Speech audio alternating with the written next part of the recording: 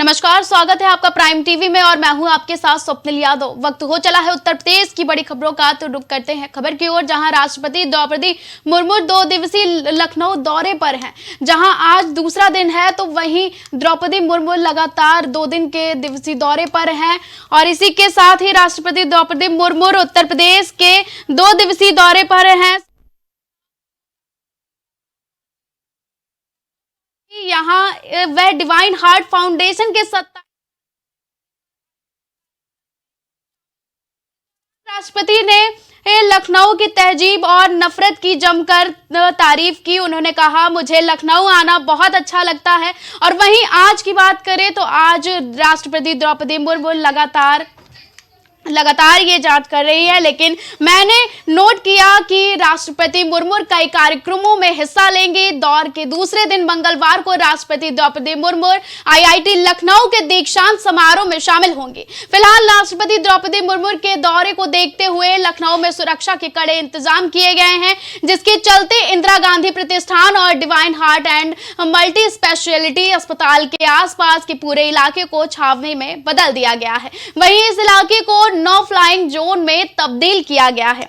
आपको बता दें, द्रौपदी मुर्मू ने कहा कि संयोग से मैं आज बनारस की सुबह और एक अब अवध में शाम में मौजूद होंगी। आज की शाम लखनऊ शहर में होगी। वहीं आपको बता दें कि राष्ट्रपति द्रौपदी मुर्मू उत्तर प्रदेश के 2 दिवसीय दौरे पर हैं। सोमवार शाम को राष्ट्रपति लखनऊ पहुंची। यहां वह डिवाइन हार्ट फाउंडेशन के 27 साल पूरे होने पर आयोजित कार्यक्रम में शामिल हुई। इसी के साथ ही आईआईटी में भी आज उन्हें जो दीक्षांत समारोह है उसमें शामिल होना है। और साथ ही साथ राष्ट्रपति द्रौपदी मुर्मू ने लगातार लखनऊ की तहजीब की तारीफ की है। कहा है कि मुझे लखनऊ आना बहुत अच्छा लगता है। मेरा जन्म उड़ीसा में हुआ। मुझे हिंदी भाषा की ज्यादा गहरी जानकारी नहीं है। ज्यादा जानकारी के लिए हमारे साथ मोहम्मद ओवैस जुड़ चुके हैं। ओवैस, हम जानना चाहेंगे कि राष्ट्रपति द्रौपदी मुर्मू आज लखनऊ के दौरे पर हैं और आज दूसरा दिन है, तो क्या कुछ कार्यक्रम होने वाले हैं और क्या कुछ जानकारी है? जी देखिए, बिल्कुल आपको बता दें कि राष्ट्रपति मुर्मू है, वो आज दूसरा दिन है इनका। और मैं आपको बताना चाहूंगा कि ये आज जो कार्यक्रम की अगर हम बात करें तो ये आईआईटी के दीक्षांत समारोह में शामिल होंगी। आज दूसरे दिन इसका कार्यक्रम है। और गोमती नगर एक निजी अस्पताल है, प्राइवेट अस्पताल है, जिसके 27 साल पूरे होने के उपलक्ष्य में इनको जो है यहाँ पर आना था। और आज वहाँ भी जाएंगी। और गोमती नगर के अंदर जितने भी रूट हैं वो डाइवर्ट कर दिए गए हैं। पुलिस के पुख्ता इंतजाम किए गए हैं। और इनको जो है 9 जोन में बांटा गया है। फ्लाइंग जोन 9 में जो है इनको सुरक्षा करी गई है। और चप्पे चप्पे पे पुलिस को पहरा है।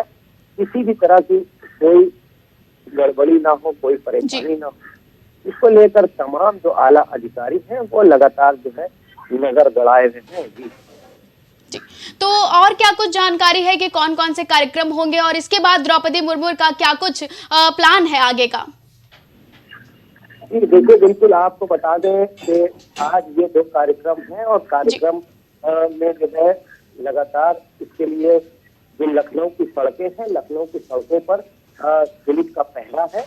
और पहरा लगा दिया गया है ताकि किसी भी तरीके की कोई परेशानी ना हो, कोई दिक्कत ना हो। हालांकि जो रूट डाइवर्ट हुआ है उसमें जो लोग हैं, कुछ लोगों को दिक्कत का सामना जरूर करना पड़ा है, क्योंकि गोमती नगर के क्षेत्र में जो सड़कें हैं, सड़कों पे जो गाड़ियां हैं वो कुछ टाइम के लिए थम गई थी और काफी जाम का सामना करना पड़ा था। क्योंकि जो रूट डाइवर्ट हुआ उसकी वजह से कहीं ना कहीं कुछ लोगों को परेशानी जरूर हुई। लेकिन अगर बात हम करें कि राष्ट्रपति के कार्यक्रम की, तो उसमें कोई कमी नहीं पाई गई है। क्योंकि देखिए, राष्ट्रपति लखनऊ आ रही हैं और लखनऊ से उन्होंने साफ तौर पे लखनऊ की तहजीब के बारे में कहा है। और उन्होंने साफ तौर पे कहा है कि मुझे हिंदी भाषा से प्रेम है, लेकिन मुझे हिंदी भाषा बहुत अच्छी नहीं आती है। लेकिन लखनऊ को उन्होंने बड़ी तारीफ करी है और तहजीब की भी उन्होंने बहुत तारीफ करी है। लेकिन अगर हम बात करें तो एलआईजी की और पुलिस की और सभी अधिकारियों की, चाहे वो नगर निगम और सफाई को लेकर, तो सभी ने अपना काम जो है वो पूरा किया है। वो सड़कों पे दिख रहा है। जी, ज्यादा जानकारी के लिए बहुत बहुत धन्यवाद। जैसे कि बता दें कि राष्ट्रपति द्रौपदी मुर्मू 2 दिवसीय दौरे पर हैं और आज उनका लखनऊ में दूसरा दिन है। राष्ट्रपति द्रौपदी मुर्मू उत्तर प्रदेश के 2 दिवसीय दौरे पर हैं। सोमवार शाम को राष्ट्रपति लखनऊ पहुंची। यहां वह डिवाइन हार्ट फाउंडेशन के 27 साल पूरे होने पर आयोजित कार्यक्रम में शामिल हुई। वहीं अगर आज की बात करें तो आज IIT के दीक्षांत समारोह में भी वो शामिल होने हैं। प्रधानमंत्री नरेंद्र मोदी का हर एक फैसला चौंकाने वाला होता है। जहां छत्तीसगढ़ में सीएम के नाम की घोषणा के बाद पार्टी ने मध्य प्रदेश में भी ऐसा ही किया। मुख्यमंत्री के लिए ऐसा कल्पनीय नाम सामने आया जिसकी दूर दूर तक कहीं भी चर्चा नहीं थी। ये नाम है मोहन यादव का। मोहन यादव ओबीसी वर्ग में आते हैं और उज्जैन के दक्षिण से विधायक हैं। प्रधानमंत्री ने पूर्व सीएम शिवराज सिंह चौहान से मोहन यादव का प्रस्ताव रखवाकर एक तरफ जहां सब कुछ ठीक होने का मैसेज दिया, वहीं इस नाम से उत्तर प्रदेश पर भी निशाना साधा। यूपी के लिए मोहन यादव इसलिए भी ज्यादा महत्व रखते हैं क्योंकि सुल्तानपुर जिले में उनकी ससुराल है, वह यहां आते रहते हैं। इसके अलावा पिछले लोकसभा चुनाव में वह गोंडा के प्रभारी रहे थे। मोदी के मोहन 2024 के लोकसभा चुनाव में यूपी में भाजपा के लिए ट्रंप कार्ड बने। मोहन यादव के सहारे पीएम मोदी अखिलेश यादव के परिवारवाद की राजनीति पर निशाना साधेंगे। साथ ही उत्तर प्रदेश 52% ओबीसी वोटर्स में 20% यादवों को भी यह बताएंगे कि यादव सिर्फ सपा में ही नहीं बीजेपी में भी टॉप पदों पर आ सकते हैं। यूपी की पूरी सियासत ओबीसी वोट बैंक के इर्द गिर्द घूमती है। अनुमानित आंकड़ों के हिसाब से यूपी में ओबीसी वोटर बैंक करीब 52% है। इसमें सबसे ज्यादा 20% हिस्सा यादव वोट बैंक का है।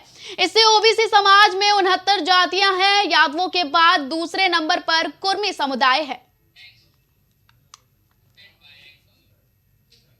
मिशन 2024 से पहले कांग्रेस यूपी में परिवर्तन संकल्प यात्रा का आगाज करने वाली है। वहीं कांग्रेस की परिवर्तन यात्रा में प्रियंका गांधी भी शामिल हो सकती हैं। 9 जिलों से होकर कांग्रेस की पद यात्रा गुजरेगी। वहीं 20 दिसंबर में कांग्रेस अपनी पद यात्रा शुरू करेगी। यात्रा की शुरुआत सहारनपुर में गंगोह से होगी। इसके बाद बिजनौर, अमरोहा, मुरादाबाद, रामपुर, बरेली, शाहजहांपुर, लखीमपुर खीरी होते हुए नैमिषारण्य पहुंचेगी। बता दें कि कांग्रेस अपना स्थापना दिवस जनता के बीच में ही मनाएगी। तो आपको बता दें कि जो कांग्रेस की पद यात्रा है उसमें प्रियंका गांधी वाड्रा का शामिल होने की जो खबर है वो सामने आ रही है। लगातार प्रियंका गांधी यूपी में सक्रिय रहती हैं और एक बार फिर से लोकसभा चुनाव में 2024 को देखते हुए कांग्रेस ने यूपी में अपनी तैयारी तेज कर दी है। राहुल गांधी का भारत जोड़ो यात्रा की तर्ज पर कांग्रेस जल्द ही यूपी में परिवर्तन यात्रा की तैयारी कर रही है। कांग्रेस की इस परिवर्तन यात्रा में खुद प्रियंका गांधी वाड्रा शामिल हो सकती हैं। माना जा रहा है कि जिसके जरिए प्रियंका एक बार फिर से यूपी में कांग्रेस की कमान संभालते हुए एक्टिव नजर आ सकती हैं। कि बता दें कि एक बार फिर से प्रियंका जो यूपी में कांग्रेस की कमान संभालते हुए एक्टिव नजर आ सकती हैं। कांग्रेस में ये परिवर्तन यात्रा 20 दिसंबर से शुरू होने जा रही है।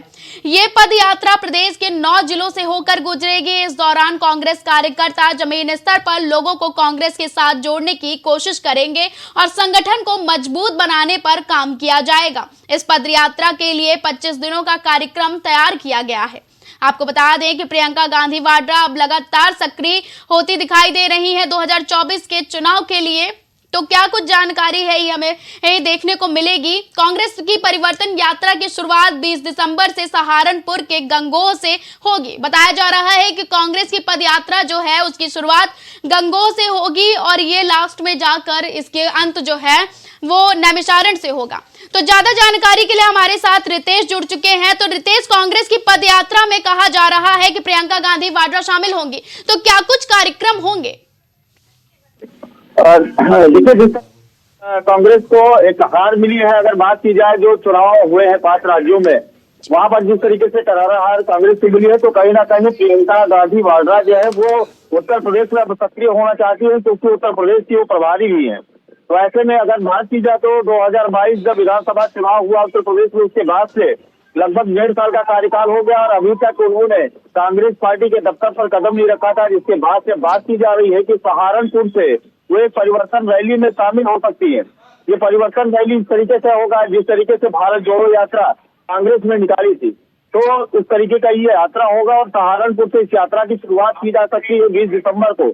और ये यात्रा जो समाप्त होगी वो कहीं ना कहीं नैनीताल पहुंचने की बात कही जा रही है। तो जिस तरीके से भारतीय जनता पार्टी के जो नेता है या जो वहाँ के प्रदेश के जितनी भी कार्यकारिणी है वो जिस तरीके से हिंदू देवी देवताओं की जगहों पर और तीर्थ स्थानों पर जा करके जिस तरीके से प्रचार हो रहा है, जिस तरीके से वहाँ पहुंचते हैं, तो कहीं ना कहीं वोट बैंक को साधने की कोशिश करते हैं। उसको लेकर के भी लगता है कि कांग्रेस पार्टी भी अब उन दैवीय स्थानों का भी इस्तेमाल कर रही है जहाँ से जनता का सीधा जुड़ाव हो। जी, ये जो कांग्रेस की पदयात्रा है रितेश, इसका 2024 के लोकसभा चुनाव में क्या कुछ मुनाफा होने वाला है कांग्रेस पार्टी को? तो मैं सबसे पहले आपको बताऊं कि जिस तरीके से भारत जोड़ो यात्रा का शुरुआत किया था, परिवर्तन जो रैली है, परिवर्तन यात्रा निकाली जा रही है, ये कहीं ना कहीं अजय राय जो प्रदेश अध्यक्ष है उनके सुझाव के बाद से इस यात्रा का आगाज किया जा रहा है। उस यात्रा में जो परिवर्तन यात्रा है इसमें प्रियंका गांधी वाड्रा को आमंत्रण दिया गया है, बुलाया भी गया है और ऐसी बात भी सामने आ रही है कि इसमें कांग्रेस के राष्ट्रीय अध्यक्ष मल्लिकार्जुन खड़गे भी शामिल हो सकते हैं। तो ऐसे में ये यात्रा जिस तरीके से पश्चिम से शुरू हो रही है सहारनपुर से, और ये कई जगह जो दरगाह है वहां पर भी जाएंगे, वहां भी माथा टेकेंगे, लोगों से मिलेंगे। उसके बाद दरगाह के बाद जो मंदिर देवी देवताओं के जो स्थान है वहां पर भी पहुंचने की बात कही जा रही है। तो ऐसे में अगर नैनीताल की बात की जाए, जो देवभूमि है और तपोस्थली है, वहां से कितने लोगों का जुड़ा हो, क्योंकि अभी बात की जाए कुछ दिन पहले ही मुख्यमंत्री योगी आदित्यनाथ वहां पर पहुंचे थे। ऐसे में प्रियंका गांधी वाड्रा और जो कांग्रेस की जितने अन्य पार्टी के कार्यकर्ता है वो जिस तरीके से जो स्थान पर पहुंचने की बात कर रहे हैं और हिंदू देवी देवताओं के मंदिरों पर जाना चाहते हैं, तो ये कहीं ना कहीं 2024 लोकसभा चुनाव को लेकर के ये सारी रणनीति कांग्रेस पार्टी की तरफ से बनाई जा रही है। फिलहाल अभी जो यात्रा है ये 20 दिसंबर से शुरू करने की बात कही जा रही है और इस यात्रा में प्रियंका गांधी वाड्रा शामिल हो सकती है। जी, लगभग आंकड़ों के मुताबिक 1.5 साल तक यूपी में प्रियंका वाड्रा एक्टिव नहीं थी, तो अब क्या कुछ जानकारी है कि एकदम से यूपी में प्रियंका गांधी सक्रिय हो गई हैं? देखिए, सबसे बड़ी बात यह है कि प्रियंका गांधी वाड्रा जिस तरीके से अगर बात की जाए गुलाम नबी आजाद जब उनके हाथ में कमान थी तो लगातार 6 महीने में उनका एक अधिकार था, वो कई बार पहुंचे थे अपने पार्टी कार्यालय पे। अगर पार्टी कार्यालय की बात की जाए, लखनऊ की जो कांग्रेस की इकाई है, जो कार्यालय है, वहां पर प्रियंका गांधी वाड्रा जब 2022 का चुनाव जब हुआ था, उस समय चुनाव के बाद में जब हार गई थी तब वो पहुंची थी और वहां पर एक समीक्षा उन्होंने किया था। उस समीक्षा के साथ अपने जो कार्यकर्ता उनको सुझाव भी दिए, निर्देश भी दिए थे। उसके बाद से अब ये 1.5 साल का समय बीतने के बाद जब जितने भी पार्टी कार्यकर्ता है उनकी मांग बढ़ी और उन्होंने कहा कि आपको आना चाहिए क्योंकि 2024 का लोकसभा चुनाव आ रहा है, तो ऐसे में अगर मुखिया साथ में नहीं होगा तो चुनाव किस तरीके से होगा। तो ऐसे में प्रियंका गांधी वाड्रा अब फिर से अगर बात की जाए तो वो यूपी की कमान संभालने को तैयार है, क्योंकि जिस तरीके से उत्तर प्रदेश में लोकसभा की 80 सीटें हैं उसके लिए उनको पूरा सामना करना पड़ेगा। हालांकि अगर बात की जाए पिछले विधानसभा चुनाव में तो उनको केवल 2 सीटें ही मिल पाई थी पूरे उत्तर प्रदेश से और एक ही सांसद राहुल गांधी की करारा हार होने के बावजूद फिर एक ही उनका सांसद यहाँ पर रह पाए थे। तो ऐसे में कांग्रेस को भी जमीनी स्तर पर बहुत कार्य करना है। जी, बहुत जानकारी के लिए धन्यवाद। आपको बता दें कि जैसा कि ये जो पदयात्रा है, संपन्न पदयात्रा प्रियंका गांधी वाड्रा की ये लगातार हो रही है और इसके बाद 9 जिलों से ये पदयात्रा गुजरेगी। उत्तर प्रदेश में पछुआ हवाई चलने पर के बाद सर्दी ने अपना रंग दिखाना शुरू कर दिया है और प्रदेश में अब कपकपाती ठंड की शुरुआत हो गई है। बताया जा रहा है कि पिछले कुछ दिनों में न्यूनतम तापमान में तेजी से गिरावट आई है, जिससे राजधानी लखनऊ से लेकर नोएडा, बरेली, मुजफ्फरनगर में तापमान 10 डिग्री सेल्सियस से नीचे आ गया है और दिनों के मुकाबले रात में खास ठंड जो है वो महसूस की जा रही है। वहीं पिछले 24 घंटे में मुजफ्फरनगर में सबसे कम तापमान दर्ज किया गया है और लखनऊ में भी सीजन में पहली बार तापमान 10 डिग्री के नीचे आ गया है। तो पिछली पश्चिमी उत्तर प्रदेश में 1 या 2 स्थानों पर हल्का कोहरा भी देखने को मिला है। मौसम विभाग लखनऊ केंद्र के मुताबिक राज्य में आज भी मौसम शुष्क की रहने की संभावना है। साथ ही पूरे प्रदेश में 1 या 2 स्थानों पर हल्के से मध्यम कोहरा छाया रहेगा। 2000 लोकसभा 24 के चुनाव को लेकर सभी पार्टियां अपनी अपनी तैयारियों में जुटी हुई हैं। इसी बीच कानपुर के 2 बार के सांसद रहे सत्यदेव पचौरी ने कहा कि 2024 में बीजेपी का चुनावी मुद्दा है गरीब का कल्याण, भारत को दुनिया की सबसे बड़ी अर्थव्यवस्था बनाना, भ्रष्टाचार को समाप्त करने के साथ नौजवानों को काम देना और महिलाओं की सुरक्षा करना। इन्हीं बड़े कदमों के साथ बीजेपी मैदान में उतरेगी। सुप्रीम कोर्ट के मुख्य न्यायाधीश डीवाई चंद्रचूड़ की अध्यक्षता वाली 5 जजों की बेंच ने सर्वसम्मति की से जम्मू कश्मीर को विशेषज्ञ राज्य का दर्जा देने वाले अनुच्छेद 370 को हटाना वैध माना है। वहीं अनुच्छेद 370 पर सुप्रीम कोर्ट के फैसले पर प्राइम टीवी के संवाददाता ने कानपुर की जनता से सुप्रीम कोर्ट के फैसले पर प्रतिक्रिया ली है। क्या कुछ कहा है कानपुर वासियों ने, आपको सुनाते हैं। धारा 370 खत्म कर दी गई है और बीजेपी ने इसको लागू किया था और आज इसको खत्म कर दिया। लोगों ने इस पर आपत्ति जताई थी, जिस पर सुप्रीम कोर्ट का फैसला आया और उसके बाद इसको खत्म कर दिया गया है। आइए हम कुछ जनता के लोगों से बात करते हैं और पूछते हैं कि धारा 370 खत्म होने से क्या सर, आज धारा 370 खत्म कर दी, इसकी क्या कहना है?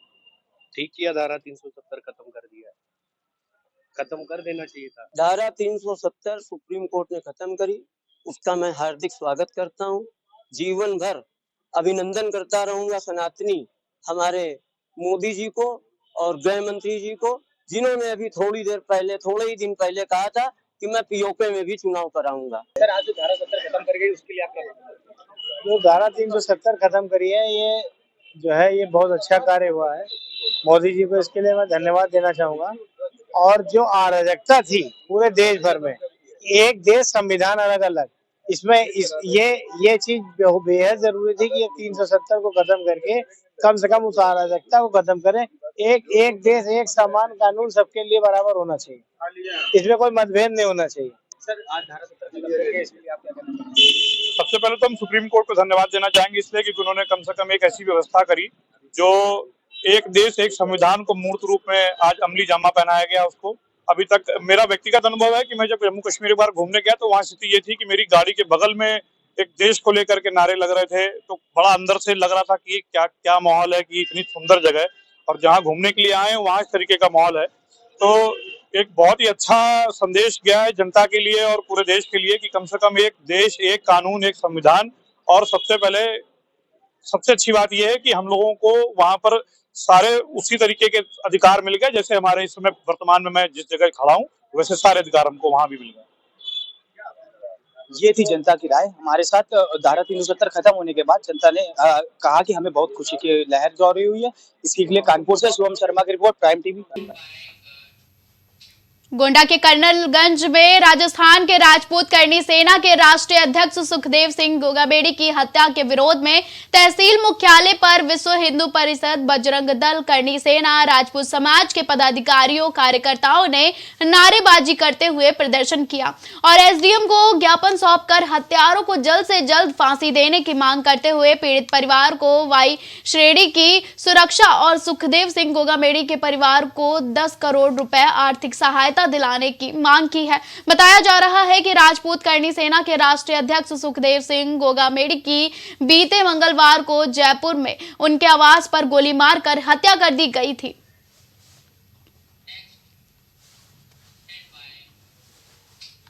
खबर बुलंदशहर से है। बुलंदशहर के सिकंदरपुर में रेलवे ट्रैक पर पटरी का टुकड़े मिलने का मामले में मौके का मुआयना करने आईजी रेंज नचिकेता झा पहुंची, जहां उन्होंने अधिकारियों को दिशा निर्देश दिए और बताया जा रहा है कि सिकंदरपुर में रेलवे ट्रैक पर पटरी के टुकड़े रखे मिले थे, जिसके कारण झारखंड एक्सप्रेस हादसे का शिकार होते बाल बाल बची थी।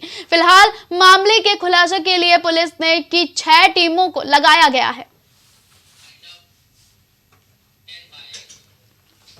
खबरों का सिलसिला लगातार जारी रहेगा। देश और दुनिया की तमाम बड़ी और अहम खबरों के लिए आप देखते रहें प्राइम टीवी।